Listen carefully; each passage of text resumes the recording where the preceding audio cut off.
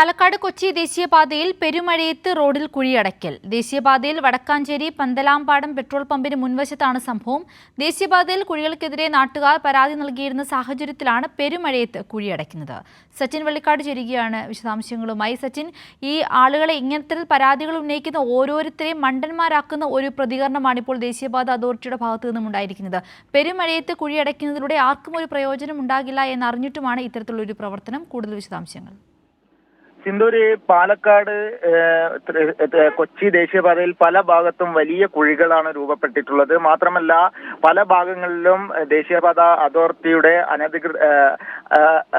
അനധികൃതമായിട്ട് നിർമ്മാണം കാരണം പല ഭാഗത്തും അപകട ഭീഷണിയും നിലനിൽക്കുന്നുണ്ട്. ദേശീയപാതയിലെ അപാകത കാരണം പല ഭാഗത്തും നിർമ്മാണവും നടന്നുകൊണ്ടിരിക്കുകയാണ്. ഈ സമയത്താണ് ഇത്തരത്തിൽ റോഡിലെ കുഴികൾ അടക്കുന്നതിന് വേണ്ടി വലിയ രീതിയിലുള്ള പരാതി ജനങ്ങളുടെ ഭാഗത്തു നിന്നും ഉയർന്നിരുന്നു. കാരണം ഭീമമായ തുകയാണ് ടോൾ പ്ലാസ ഈ ജനങ്ങളിൽ നിന്നും പിരിക്കുന്നത്. എന്നാൽ റോഡ് നിറയെ കുഴികളും അതേപോലെ തന്നെ റോഡിൽ നടക്കുന്ന രീതിയിൽ ഗതാഗത കുരുക്കും നിലനിൽക്കുന്നുണ്ട്. ഇതിന്റെ ഭാഗമായിട്ട് തന്നെയാണ് പാലക്കാട് വടക്കഞ്ചേരി പന്തലംപാടത്ത് ഇന്ന് പെരുമഴയത്ത് ദേശീയപാത അതോറിറ്റിയുടെ ഭാഗത്തു നിന്നും കുഴി അടക്കാൻ വേണ്ടി താറു ചെയ്യുന്ന പ്രവർത്തനം നടന്നത്. ഇതാണ് ഇപ്പോൾ വലിയ രീതിയിൽ വിവാദമായിരിക്കുന്നത്. കാരണം പെരുമഴയത്ത് ഇത്തരത്തിൽ എന്തിനു വേണ്ടിയാണ് കുഴി അടക്കുന്നത് എന്ന ചോദ്യമാണ് നാട്ടുകാർ ഉന്നയിക്കുന്നത്. മാത്രമല്ല ദേശീയപാത അതോറിറ്റി പറയുന്നത് താറ് ചെയ്യാൻ വേണ്ടി പോവുകയാണ്. അതിന് മുൻപ് അപകടം സംഭവിക്കാതിരിക്കാനാണ് ഇത്തരത്തിൽ താൽക്കാലികമായി കുഴി അടക്കുന്നത് എന്ന ഒരു വിശദീകരണമാണ് നാഷണൽ ഹൈവേ ഉദ്യോഗസ്ഥർ നൽകുന്നത്.